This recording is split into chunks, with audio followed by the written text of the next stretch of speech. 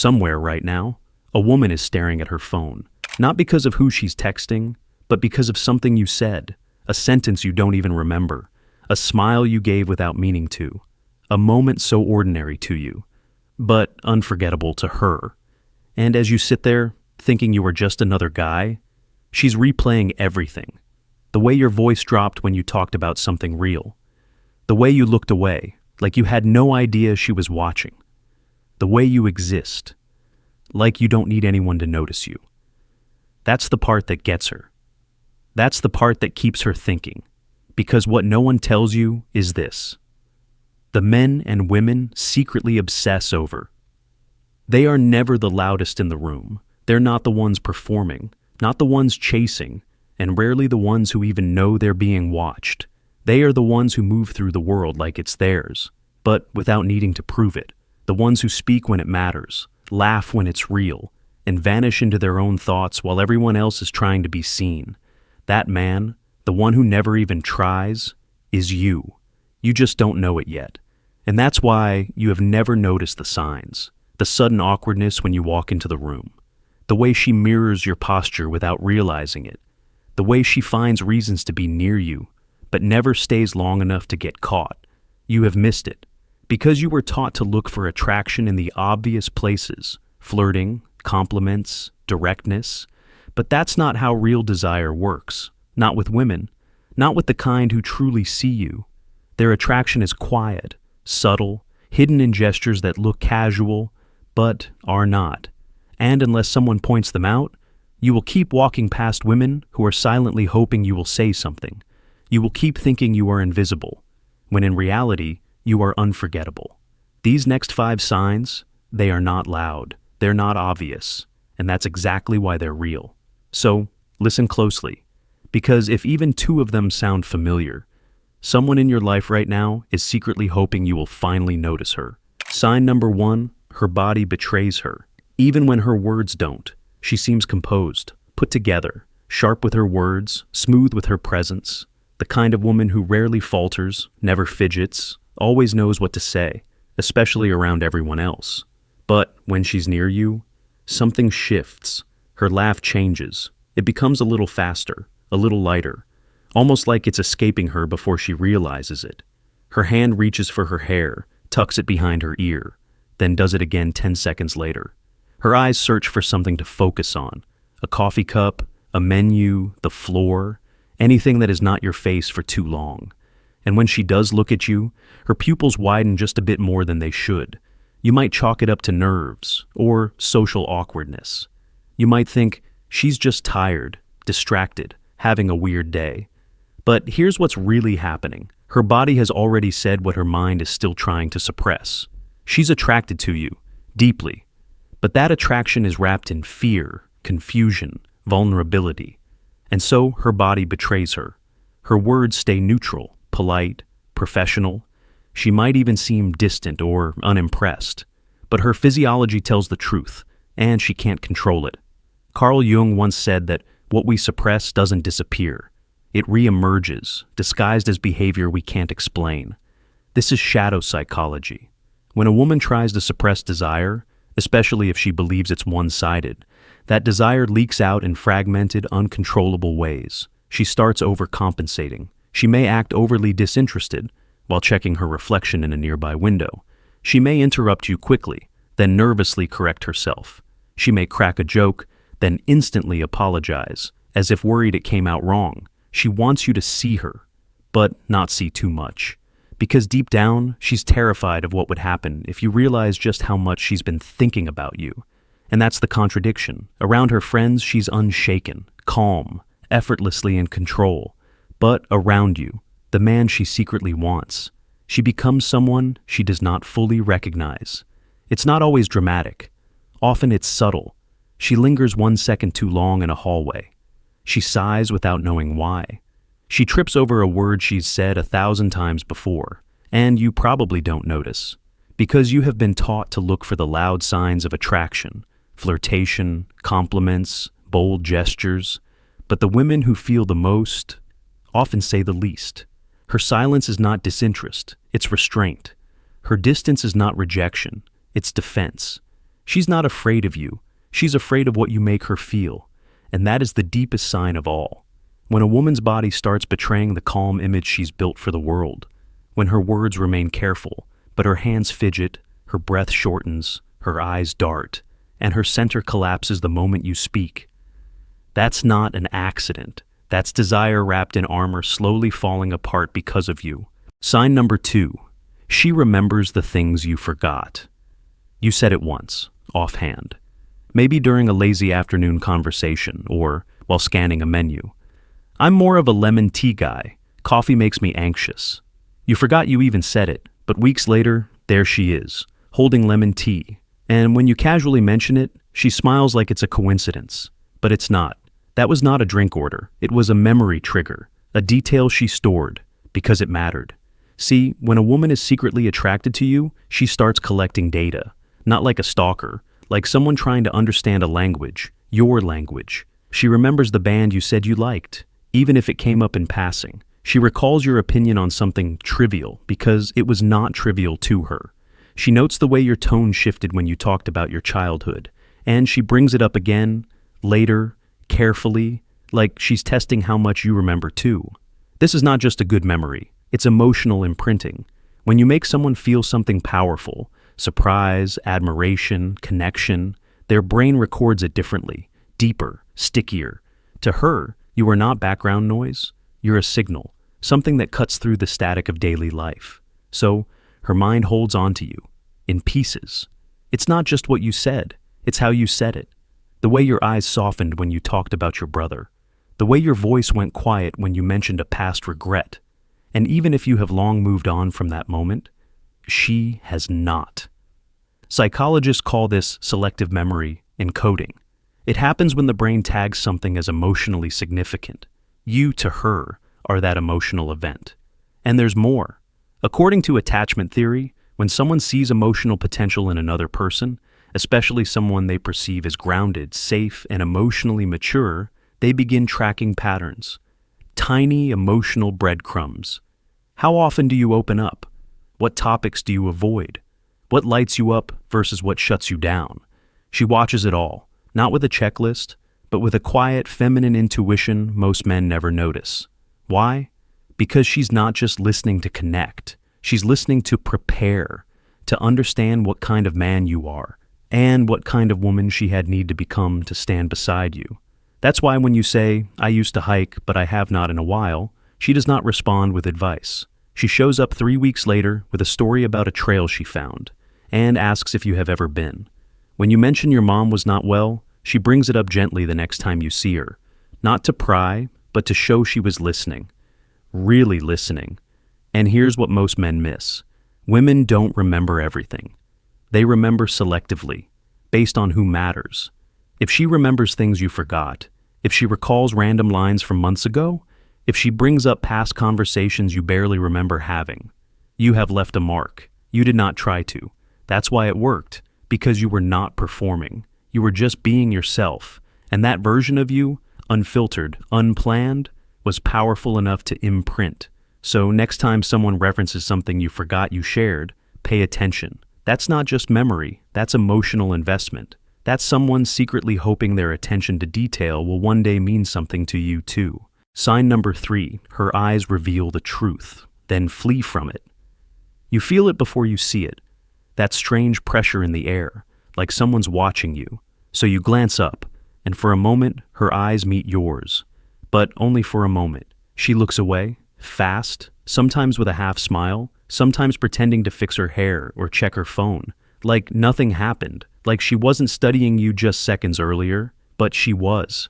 That wasn't a random glance. It was a scan, a moment of silent intensity where she let her guard down, and then yanked it back up. And here's what most men never realize. When a woman is secretly attracted to you, her eyes will betray her long before her words ever will. Eye contact is primal. It bypasses social scripts. It's not what we say, it's what our nervous system does before we have time to filter it. In psychology, this is called approach avoidance behavior, the instinct to move toward what we want, followed immediately by the fear of being exposed. That's what happens in her eyes. When she looks at you, it's not just to admire your face. She's watching the way your jaw tightens when you're focused, the way your eyebrows move when you're deep in thought, the way your presence seems both detached and commanding. But then she realizes you've noticed, and she panics. Because eye contact isn't just visual, it's emotional. It's a kind of nakedness, a split-second moment where she's not in control anymore, and that terrifies her. Why? Because if she looks too long, you'll see it, not just attraction, but everything underneath it. The longing, the vulnerability, the story she's built about who you are. She's not just seeing a man, she's seeing a possibility, a relationship that doesn't exist yet, but already feels real in her mind. This is where primal psychology kicks in. In early human evolution, prolonged eye contact signaled intimacy, trust, or threat. That's why it still triggers our adrenaline. That's why your heart beats a little faster when someone holds your gaze just a second too long. And for her, that moment, locking eyes with you, isn't just a physical response. It's a psychological risk. Because if she looks too long, you might realize what she's been hiding, and worse, you might not feel the same. So she pulls away, fast, controlled, casual, or at least trying to be. You might assume she's shy or just polite. You might even think she's not interested at all. But the truth is, if she wasn't attracted to you, she wouldn't look at you that much in the first place, and she definitely wouldn't feel the need to look away. Indifference holds eye contact without fear. But desire hides. Desire avoids exposure, especially when it feels like it's one-sided. That's the paradox. The more deeply she's drawn to you, the harder it is for her to hold your gaze. So, the next time you catch a woman looking, and she quickly looks away, don't dismiss it. That moment was her heart skipping and her logic catching up. She wants you to notice, but only a little. Just enough to wonder, just enough to test the waters. And if you look back, not with arrogance, but with presence, you might just be the first man who ever saw her without making her regret being seen. Sign number 4, she repositions her life just to be near yours. You walk into your favorite coffee shop. Same time, same order, same spot near the window. But lately, someone else has been there too. Not sitting with you, not even talking to you, just there, near the corner, in your periphery, headphones in, book open, half watching. At first it feels like coincidence, then it happens again. Different day, different outfit, same chair, same timing. You think, maybe she just likes this place. But deep down, something doesn't add up, because she didn't used to be here, and now she is, often, not just at the coffee shop, but at the same gym class you just started, in that group hangout your friend invited you to, volunteering for that extra project at work, the one you were already on. And every time it feels casual, unplanned, random, but it isn't. She's repositioning herself, quietly, into your orbit. Not to stalk you, not to overwhelm you, but to be seen, to be near, to increase the chances of something, anything, happening. This is what psychologists call strategic proximity, the unconscious or semi-conscious act of placing yourself in someone's environment to deepen familiarity and increase emotional exposure, without making it obvious. It's not manipulation, it's protection.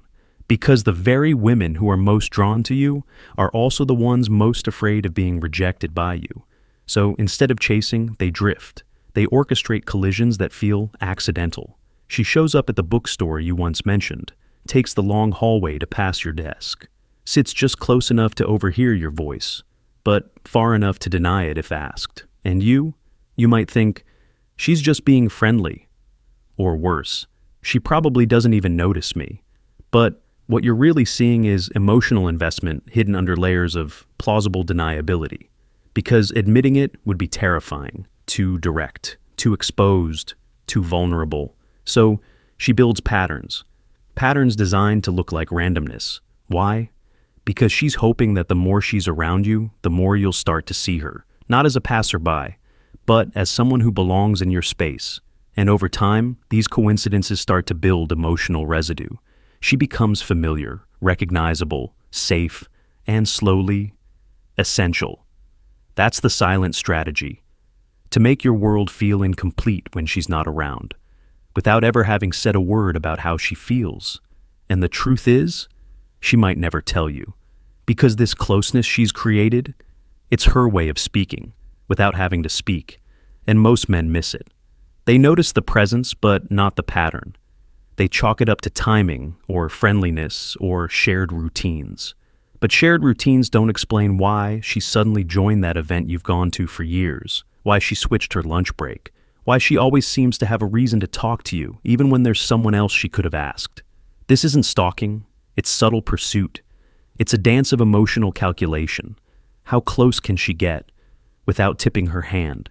Because the moment you realize what she's doing, it's no longer safe for her, so she hides it, in errands, in timing, in little moments that don't feel like anything, until they feel like everything. So, pay attention, not to the grand gestures, but to the quiet consistency. If she keeps showing up where you are, not once, not twice, but often, it's not chance, it's not coincidence. It's her way of saying, I want to be near you. I just don't know if I'm allowed to want that. Sign number 5. She asks questions that peel your mask off. You are having what seems like a normal conversation. Maybe it's during a walk, or in a car, or late at night when everyone else has already gone quiet. And then she asks, did you and your dad ever get along? Or, have you ever been in love? Or, what's something you wish people understood about you? It does not feel intrusive. She's not prying. Her tone is soft, curious, not calculated, but the question lands deep, deeper than you expected. It reaches into a part of you that most people don't bother with. And then she changes the subject, effortlessly, as if nothing happened. But something did. She peeled a layer back, and while you're still thinking about your answer, she's already thinking about what it revealed. See, when a woman is secretly drawn to you, she doesn't just look at what you do. She listens for what you protect, what you deflect, what you avoid, and what you unconsciously reveal when you think you're being casual. She asks about your childhood, not because she wants gossip, but because she wants to know what shaped you. She asks about your last relationship, not for drama, but to understand what kind of love you learned to accept, and what kind you've been running from. To you, it's just conversation. To her, it's character development. She's gathering details, not to judge you, but to build a story of who you are, like a novelist building a character. What motivates him? What breaks him? What does he dream of when he's not performing?